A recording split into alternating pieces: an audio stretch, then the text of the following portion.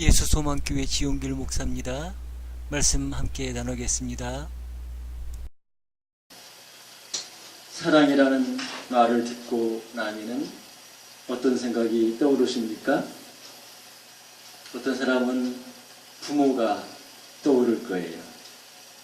부모님의 사랑, 인간의 사랑 중에서 가장 고귀한 사랑, 하나님께 가까운 그런 사랑이 아닐까 생각합니다. 어린 자녀들은 부모님의 사랑을 잘 알지 못합니다. 자녀를 향한 부모의 사랑이 극진할지라도 자녀는 그것을 잘 알지 못하는 거예요. 시간이 돼서 엄마가 되고 아빠가 되면은 조금 알게 되죠. 또 부모님이 떠나게 되면은, 세상을 떠나게 되면은, 우리 어머니, 우리 아버지가 나를 얼마나 사랑했는가, 이렇게 깨닫는 것입니다. 사랑이라는 말을 통해서 또 생각이 나는 것이 있다면 남편이나 아내가 아닐까 생각합니다. 사랑하기 때문에 이제 남남이었지만은 하나가 되어서 결혼해서 함께 살고 함께 협력하고 이렇게 운명 공동체가 된 것입니다. 그렇기 때문에 사랑이란 말에 대해서 남편, 아내, 부부 이런 관계를 떠올릴 수 있습니다. 사랑이란 말을 통해서 또 생각할 수 있는 것은 뭐가 있습니까? 자녀, 아들, 딸 이런 자녀가 아닐까 생각합니다. 부모는 어린 자녀에 대한 애정을 갖습니다. 부모에게 자녀는 자기를 통해 태어난 그 생명이 얼마나 소중하게 여겨지는지 모릅니다. 그렇게 부모는 자녀에게 사랑과 애정을 갖습니다. 부모의 사랑을 받았기 때문에 부모를 사랑하고 섬겨야 하지만 부모를 생각하고 사랑하는 것보다 속마음은 자녀에게 더 가 있는 거예요. 그래서 내리사랑이라고 하는 말이 그런 거예요. 어린 자녀에게. 그렇습니다. 부모님에 대한 사랑이나 부부에 대한 사랑, 또 자녀에 대한 사랑, 이런 것들이 사랑이란 말을 통해서 우리가 생각할 수 있는 것들이라고 생각합니다. 부모가 어린 자녀를 사랑하는 그런 이유가 무엇이냐는 거예요. 하나님께서 인간을 지으실 때 자녀를 사랑하는 그런 마음을 주셨기 때문이라고 생각을 해요. 부모가 자녀를 낳고 자녀를 위해 수고하면서도 기뻐하고 사랑하면서 이렇게 하는 이유가 무엇이냐? 하나님께서 우리 마음에 자녀를 사랑하는 마음을 주셨기 때문이라는 거예요. 만약에 부모에게 자녀를 사랑하는 마음이 없다면 어떻게 될까요? 제일 사랑하고 아끼고 보호하는 대상이 다를 거예요. 자녀를 낳으려고 할까요? 자녀를 낳으려고 하지 않을 것 같아요. 낳아서도 제대로 돌보지도 않고 양육하려고 노력하지도 않을 것 같아요. 왜요? 자녀를 낳고 양육하고 하는 것은 힘든 거예요. 희생하고 수고하는 거예요. 생산활동을 하고 나에게 유익이 되고 나에게 도움이 되는 사람에게 대해서는 고마운 마음을 가질지 모르지만은 어린 자녀는 양육하고 낳고 하기 위해서는 많은 희생과 수고와 노력이 있어야 되는 거예요. 그렇기 때문에 우리 마음속에 자녀를 사랑하는 그 마음이 없다면은 아마 자녀를 낳지 않고 자녀를 낳아도 양육하지 않을 거라는 생각이 됩니다. 그래서 하나님은 어린 자녀를 사랑하는 마음, 아끼는 마음을 갖게 하셨습니다. 자녀는 부모에게 이익이나 큰 도움을 주나요? 그렇지 않아요. 도리어 부모가 자녀를 양육하기 위해서는 사랑하고 수고하고 헌신하고 이렇게 하는 거예요. 사랑하는 마음이 없다면 이렇게 자녀를 낳고 양육하는 것이 어려울 수밖에 없을 것입니다. 그러나 하나님은 자녀를 사랑하는 마음을 우리 인간의 심성에 넣어주셨기 때문에 우리는 우리의 수고와 노력과 희생이 뒤따라야 함에도 불구하고 우리 자녀를 아끼고 사랑하고 소중히 여기는 것입니다. 부모가 자녀를 사랑하는 이유가 또 있는 것 같아요. 그것은 무엇일까요? 부모와 자녀가 혈연으로 결합되어 있기 때문입니다. 내 몸에서 내 DNA를 닮아 이렇게 이어받아서 태어난 아이이기 때문에 내 분신과 같이 여기고 소중한 거예요. 또 한 가지는 자녀가 부모를 닮기 때문이에요. 오늘 오면서도 아빠를 꼭 닮았다 이런 말을 하는 이야기를 들었습니다. 자녀는 부모를 닮습니다. 자녀가 부모를 좋아하고 따르기 때문에 부모를 닮는 거예요. DNA로만이 아니라 부모의 그 사랑과 애정과 돌봄을 인하여서 자녀는 부모에 대한 고마움과 감사한 마음을 가지고 부모를 따르게 되는 거예요. 그래서 부모를 외모만이 아니라 실제적으로도 부모를 닮아가게 된다는 것입니다.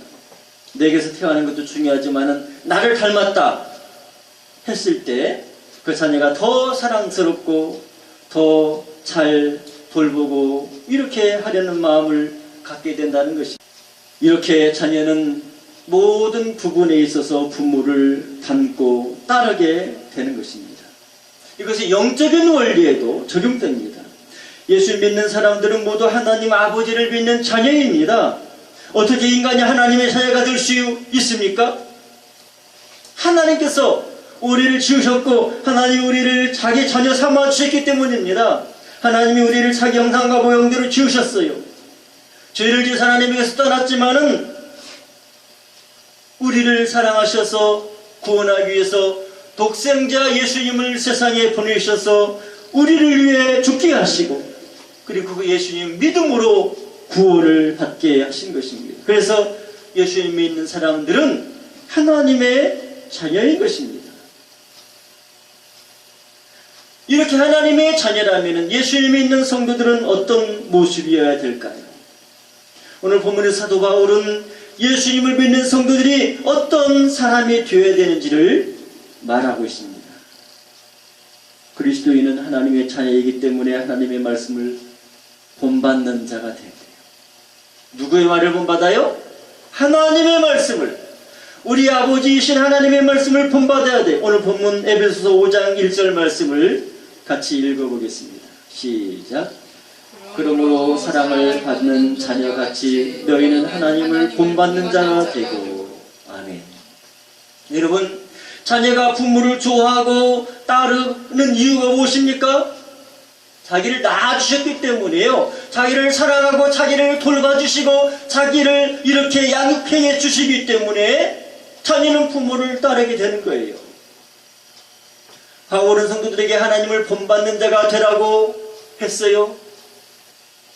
바울이 이렇게 말하는 이유도 똑같은 거예요. 왜 하나님을 본받아야 되느냐? 하나님께서 우리를 지으셨고 하나님 우리를 사랑하시고 우리에게 은혜를 베풀어 주시고 인도하시기 때문에 우리는 그 하나님을 본받아야 된다는 거. 하나님의 자녀이기 때문에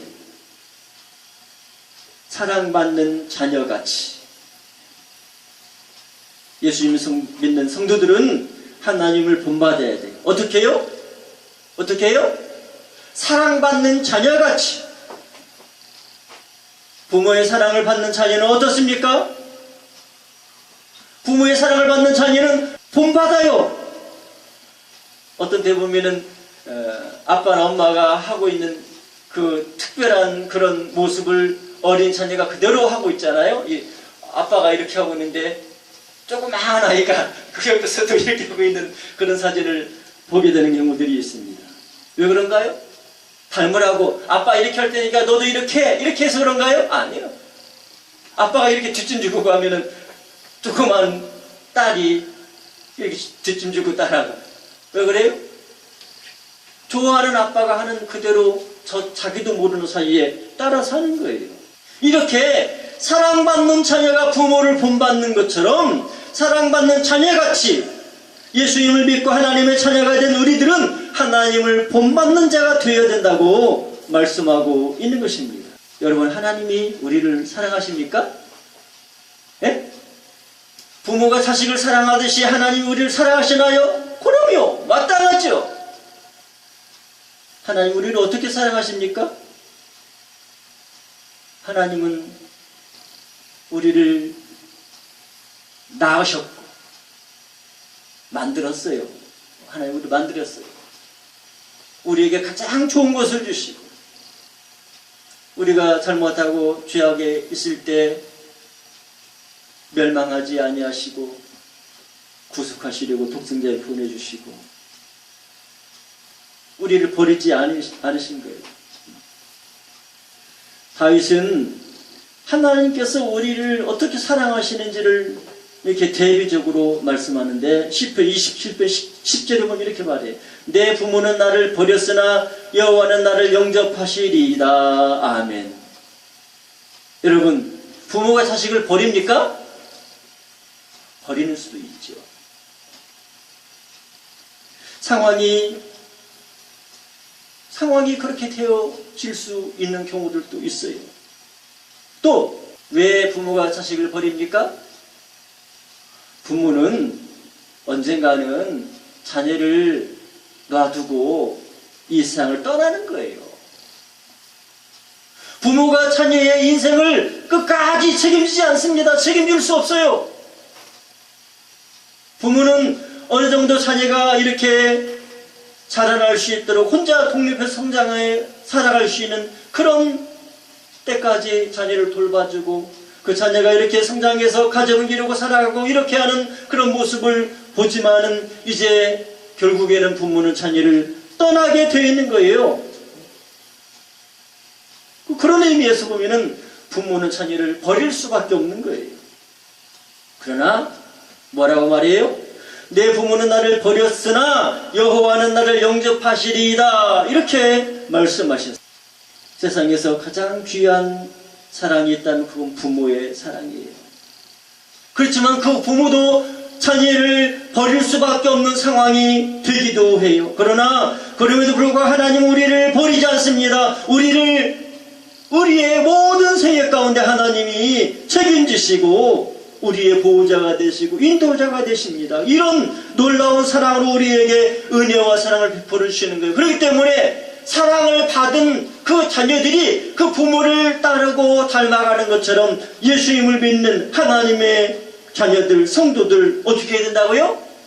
사랑을 받는 자녀같이 하나님을 본받는 자가 되라. 이렇게 말씀해 주신 것입니다. 성도는 하나님께서 사랑하는 자녀입니다. 그러기에 성도는 사랑하는 자녀와 같이 하나님을 닮아야 합니다. 그러면 하나님을 본받는 것이 무엇일까요? 어떻게 하는 것이 하나님 본받는 거예요? 오늘 본문 에베소서 5장 2절에서 바울은 이렇게 말합니다. 같이 읽겠습니다. 그리스도께서 너희를 사랑하신 것 같이 너희도 사랑 가운데서 행하라. 그는 우리를 위하여 자신을 버리사 향기로운 제물과 희생 제물로 하나님께 드리셨느니라. 바울 사도는 우리에게 사랑 가운데 행하라고 말합니다. 왜냐하면 우리가 하나님을 이렇게 닮아야 된다는 것입니다. 여러분, 하나님께서 보여주신 사랑이 무엇인가요? 그것은 예수님께서 자기를 버리셔서 향기로운 제물과 희생 제물이 되셨기 때문입니다. 예수님 죄인을 대속하기 위해서 자기를 버리셨습니다. 하나님을 거역한 죄를 대속하기 위해서 향기로운 제물이 되시고 희생이 되어서 우리의 죄를 속죄하기 위한 제물이 되시고 희생이 되신 거예요. 사랑받는 자녀가 부모를 사랑하듯이 성도가 이렇게 우리를 사랑하신 하나님 또 예수님을 본받아야 된다는 것을 말씀하십니다. 그러므로 성도는 하나님의 사랑받는 자녀입니다. 그래서 성도는 사랑받는 자녀가 부모를 닮는 것처럼 하나님을 닮아야 합니다. 바울 사도는 우리가 닮아야 할 모습으로 예수님의 십자가를 제시합니다. 예수님이 이렇게 하나님 앞에 자기를 버려서 희생제물이 되시고 이렇게 향기로운 제사가 되었다, 이렇게 말하고 있어요. 우리가 어떻게 된다고요? 예수님의 이 본을 따라서 우리도 주님을, 하나님을 사랑해서 이런 모습으로 살아야 된다는 것을 말하고 있는 거예요. 그런데 여러분, 우리가 어떻게 예수님이 십자가를 지시고 희생하시고 죽으신 그 속죄의 사역과 같은 그 일을 우리가 어떻게 할 수 있어요?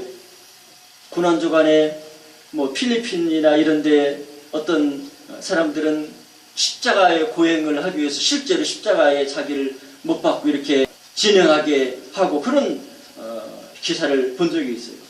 우리나라에서 어떤 사람이 산속에다 십자가를 세워놓고 자기가 못도 박아놓고 드릴로 이렇게 하고 해가지고 자기를 걸어서 죽어가지고 사회적으로 이렇게 기사가 난 적도 있습니다. 우리가 그렇게 죽어야 되는 거예요? 그것은 불가능한 일입니다. 그렇게 한다 할지라도 그게 하나님을 닮는 것이라고 할 수가 없는 것입니다. 예수님을 닮아 사랑으로 살아가라는 것은 예수님께서 그렇게 사랑과 희생과 수고로서 하나님을 섬기고 우리의 본이 되어서 사셨던 그 모습을 우리가 본받고 살아가야 된다는 것을 말하고 있는 거예요.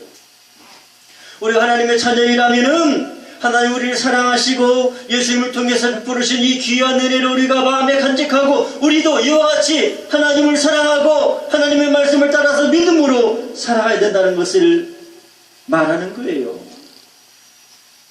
오늘 본문은 사랑으로 살아가는 것이 무엇인지를 보여줍니다. 오늘 본문 에베소서 5장 3절 말씀을 읽어보겠습니다. 시작. 음행과 온갖 더러운 것과 탐욕은 너희 중에서 그 이름조차도 부르지 말라. 이는 성도들에게 마땅한 바니라. 예수 믿는 성도들은 사랑으로 행해야 됩니다. 그것은 악을 멀리 하라는 것입니다. 악을 멀리 하는 것으로부터 이렇게 시작하는 거예요. 오늘 성경에 열거된 그런 악행들이 무엇인가요? 음행, 온갖 더러운 것, 탐욕. 그것은 예수님 믿고 하나님의 자녀인 사람들에게 그것은 있을 수 없는 일이에요. 우리는 그것을 이름조차도 불러서는 안 되는 일이라고 말하고 있는 거예요. 여러분, 예수님 믿는 것이 무엇이라고 생각하십니까? 예수님 믿는 것, 단지 신앙 고백을 하고 주일 성수하는 그런 것과 같이 이제 성도의 의무를 하면 그게 신앙생활인가요? 그 중요한 요소입니다. 신앙생활의 중요한 요소임에 분명합니다. 그렇지만 그게 다가 아니라는 거예요.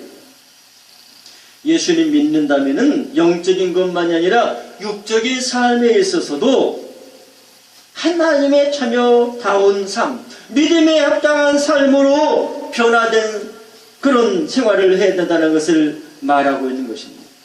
예수님 믿으면서 음행을 할 수 있어요? 예수님 믿으면서 속일 수 있어요?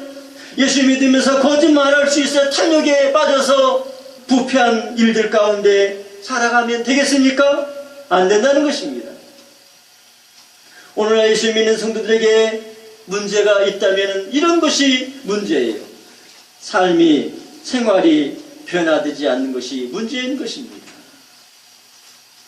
지난 주간에 큰 논란이 있었습니다. 불교 종단인 조계종이 종교평화위원회를 통해서 자유한국당의 황교안 대표를 향해서 비난했습니다. 석탄일 봉축 행사에 참여한 황교안 대표가 자기들이 진행하던 법요식 행사의 합장과 관불의식을 따라하지 않았다는 것입니다. 그 불교를 무시하는 것이라고 말합니다. 황교안 대표는 야당 대표로서 불교 행사에 축하하기에 참여했습니다. 그렇지만 독실한 기독교 신앙을 가진 황교안 대표가 합장을 하지 않고 관불의식을 하지 않았던 거예요. 여러분, 황교안 대표가 잘했습니까? 잘못했습니까? 어떻게 보면 황교안 대표의 행동은 잘잘못의 문제가 아닙니다.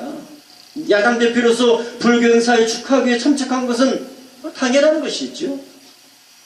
불교의 경축일이기 때문에 축하하는 것은 있을 수 있습니다. 불교종단 조계종으로서는 이런 황교안 대표의 축하하는 마음을 고맙게 받아들였어야 합니다. 기독교인이 그런 행사 자리에 참석한 것만으로도 그런 마음을 가져야 바른 도리일 것입니다. 그렇지만 불교인들의 욕심이 너무 과했습니다. 황교안 대표가 기독교인이라는 사실을 고려해 배려해야 됨에도 불구하고 기독교인이기 때문에 황교안 대표를 배려하기보다 기독교인이라던데 합장이나 관불의식을 따라할까 안 할까, 만약 하지 않는다면 그냥 넘어가지 않겠어, 이런 마음을 가지고 있었던 거 아닐까요? 황교안 대표는 종교의 자유를 보장받을 권리가 있습니다. 그러기에 신앙의 양심을 지키고 종교의식을 따르지 않은 것입니다. 이런 사실을 가지고 불교 최대 종단인 조계종이 나섰습니다. 조계종 산하의 종교평화위원회는 황교안 대표의 품뜻을 마음대로 판단해서 황 대표가 자기 종교만 고집한다, 이렇게 주장했습니다. 그런 행동은 불교를 무시한 것이라고 단정했습니다. 축하하러 온 황교안 대표를 향해서 종교의식을 따르지 않으려면 오지 말았어야 한다고 말합니다. 이런 비난을 쏟아낸 후 조계종은 황교안 대표에게 자연인으로 돌아가라 이렇게 요구했습니다. 참으로 어처구니 없는 일입니다. 자기 종교가 있는 정치인이지만은 야당 대표이기 때문에 단순히 축하하기 위해서 간 것입니다. 그러기에 신앙 양심에 동의할 수 없는 행위를 강요하면 안 되는 거예요. 불교는 모든 집착에서 벗어나 해탈을 주장하는 종교입니다. 다른 사람에게 자비를 베풀어야 된다고 가르치는 종교이기도 합니다. 그런 불교 또 불자들이 신앙 양심 때문에 종교의식을 따라하지 않는다고 비난하고 협박하는 것은 있을 수 없는 것입니다. 이번 종교 논란에 대한 잘잘못을 따진다면 어떻게 생각하세요?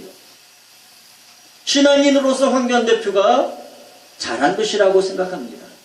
눈치 보거나 표를 얻으려고 타협하지 않고 자기 신앙을 지킨 것은 너무나 잘한 일입니다. 이전에도 기독교 신앙 가진 정치인들이 있었습니다.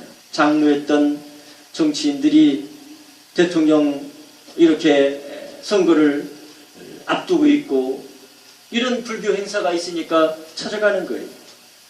어떻게 했습니까? 기독교 신앙이 있고 장로인데 거기 가서 절을 하고 하는 그런 행위를, 종교의식을, 불교의 종교의식을 따른 거예요. 너무나 안타까웠어요. 정치적인 이득을 위해서, 표를 얻기 위해서 신앙 양심을 저버린 것입니다. 이번에 불교에서 하는 말이 그런 거예요. 옛날에 김영삼 대통령이나 이명박 대통령은 장로이고 예수님을 잘 믿는 사람들이라고 하는데 불교에 와서 다 그 의식에 참여했는데 왜 황교안 대표만 하지 않느냐? 불교를 무시했다, 이렇게 말하는 거예요. 그렇지만 황교안 대표는 신앙 양심을 따라서 소신을 지켰어요. 여러분이 타종교의 의식에 참석했다면 어떨 것 같아요? 모든 사람이 다 절합니다. 그 종교의 신도이기 때문에 열심히 따라하고, 다른 신도가 아니지만 다른 정치인들도 그곳에 와서 똑같이 따라합니다. 그곳에 많은 사람들이 와 있고 텔레비전에 중계되고 그러니까 사람들이 보고서 자기에게 표를 달라고 하는 거예요. 이런 상황에서 여러분은 어떻게 했습니까? 어떻게 했을 것 같습니까? 어렵지만 그 가운데서 신앙을 지켜야 합니다. 우리 선조들은 순교하는 그런 순교까지 하면서 신앙을 지켰습니다. 이것이 바른 믿음이에요. 바른 믿음. 황교안 대표는 이렇게 어려운 가운데서도 다른 신에게 절하지 않았으니 신앙에 합격한 거예요. 이렇게 신앙에 합격한 사람은 온전한 그리스도인일까요? 바른 신앙을 고백했다고 그 자체가 온전한 믿음이라고 말하기는 할 수는 없어요.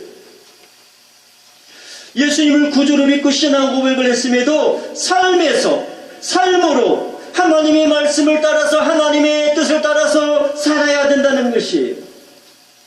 예수님을 믿는다고 하면서 음행을 한다면은 그게 됩니까?